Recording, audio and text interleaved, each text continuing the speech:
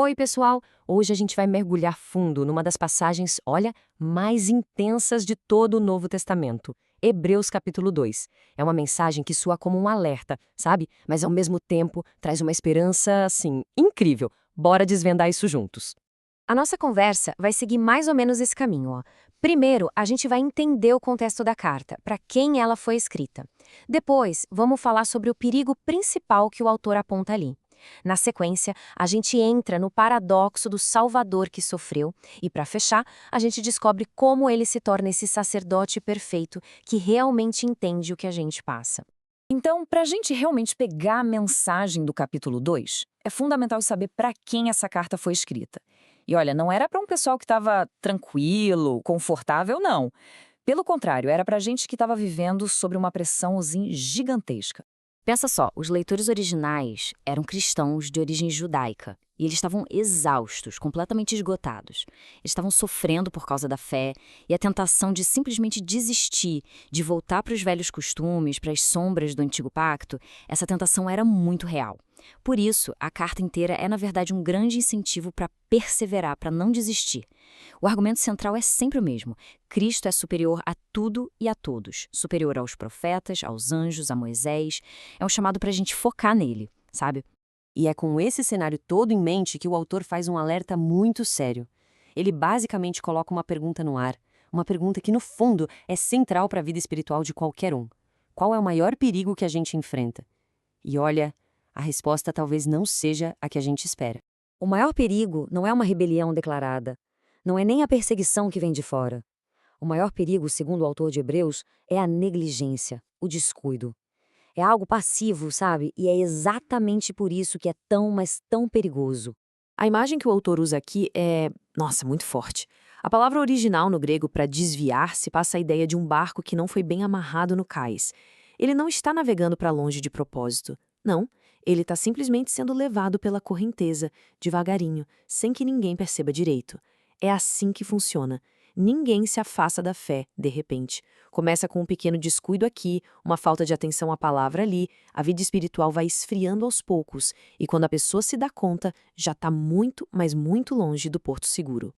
Ok, então vamos avançar um pouco e ver como o autor constrói o argumento dele. Para mostrar o quão sério é esse negócio de negligenciar a fé, ele usa uma lógica muito poderosa, uma espécie de argumento do tipo quanto mais. O raciocínio é mais ou menos assim, ó.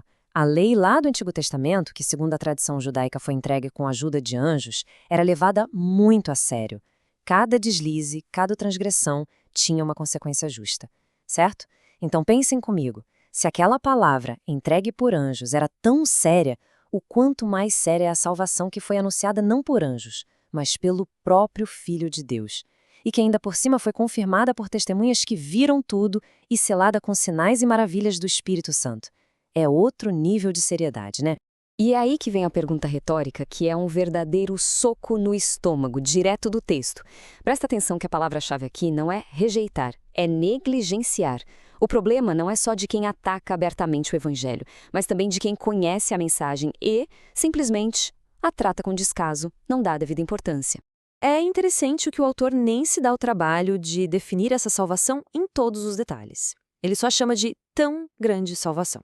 E por que ela é tão grande? Bom, por causa de quem a trouxe, o próprio Cristo, o Filho de Deus, pelo preço que foi pago, o sangue dele, pelo alcance dela, que salva por completo, pelo que ela faz, perdoa, reconcilia, glorifica, e pelo que ela livra a gente do pecado, da culpa, da morte e do juízo. Tratar uma coisa dessas com indiferença é um erro de proporções gigantescas. Isso tudo nos leva para a segunda parte do capítulo, que lida com o que parece ser uma baita contradição. Pensa bem. O capítulo 1 inteiro provou que Cristo é superior aos anjos. Então, por que aqui no capítulo 2 diz que ele foi feito um pouco menor que os anjos? E por que ele teve que sofrer e morrer? A grande sacada aqui é entender o seguinte: esse ser menor que os anjos não tem nada a ver com a divindade dele ter sido diminuída, de jeito nenhum.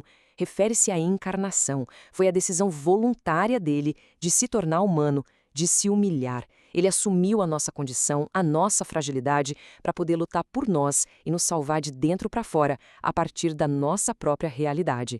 E o texto é super honesto sobre uma tensão que a gente vive. Por um lado, nós vemos pela fé Jesus coroado de glória e honra, mas por outro, a gente olha para o mundo e, como o próprio texto diz, ainda não vemos todas as coisas sujeitas a ele. Isso é o que os teólogos chamam de o já e o ainda não. O reino de Deus já começou com Cristo, foi inaugurado, mas a sua realização completa, a consumação, ainda não chegou. A gente vive exatamente nesse meio tempo. Mas, voltando à pergunta, por que ele teve que sofrer e morrer? O texto dá duas razões e elas são poderosíssimas. Primeiro, para destruir o poder daquele que tinha o império da morte, ou seja, o diabo. Foi como se Cristo tivesse entrado no campo do inimigo, a própria morte, para derrotá-lo de dentro. E segundo, para nos libertar. Porque, vamos combinar, a morte não é só um evento físico, né? O medo da morte escraviza as pessoas a vida inteira. E Cristo veio para quebrar essas correntes. E agora, a gente chega na conclusão gloriosa desse capítulo. A gente percebe que todo esse caminho de humilhação, de sofrimento, não foi um acidente de percurso. Longe disso. Foi o que qualificou Jesus perfeitamente para o seu papel final a nosso favor. Tem uma frase aqui que é, sinceramente, uma das mais tocantes de toda a Bíblia. Imagina só. Aqueles primeiros leitores, talvez se sentindo com vergonha, com medo por causa da perseguição, e de repente eles leem que o Filho de Deus glorificado não se envergonha de chamá-los de irmãos. Isso é poderoso. Por ter se tornado um de nós, ele cria um laço de solidariedade, um laço de família que nada pode quebrar. Todo o sofrimento dele o preparou para ser o sumo sacerdote perfeito. Ele é misericordioso. Por quê? Porque ele sentiu na pele o que é ser humano. Ele entende as nossas fraquezas por experiência própria. E ele é fiel. Por quê? Porque mesmo passando por tudo isso, ele não pecou. Então a sua missão diante de Deus foi cumprida perfeitamente. A comparação aqui deixa tudo muito claro. De um lado você tinha os sacerdotes da antiga aliança. Eram homens, pecadores como todo mundo. O serviço deles era temporário, limitado. Eles tinham que oferecer sacrifícios pelos próprios pecados antes de oferecer pelo povo. Agora, do outro lado, você tem Cristo, o sumo sacerdote perfeito. Ele era humano, sim, mas sem pecado, é eterno, é perfeito, e ele ofereceu um único sacrifício, uma vez por todas, para perdoar os pecados. Ele mesmo. Ele é o sacerdote e, ao mesmo tempo, o sacrifício. É algo único. E esse versículo final, o 18, ele meio que amarra tudo. É a aplicação prática, ou e daí, de toda a teologia do capítulo. A ajuda que Cristo oferece não é algo distante, sabe? Não é uma ideia teórica. É muito mais do que sua simpatia. Pelo fato de ele mesmo ter sofrido ao ser tentado, ele pode de fato socorrer. A palavra grega para socorrer aqui tem a ideia de correr ao encontro de um grito de ajuda. É um auxílio ativo, eficaz, real, que está presente e disponível para qualquer um que esteja no meio da luta, da tentação, da angústia.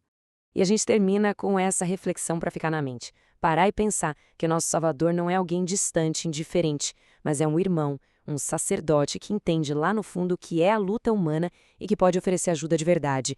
Como é que isso não muda a forma como a gente enfrenta o cansaço, a dúvida, a tentação do dia a dia? Esse é, no fim das contas, o grande consolo e a grande força que Hebreus capítulo 2 nos oferece.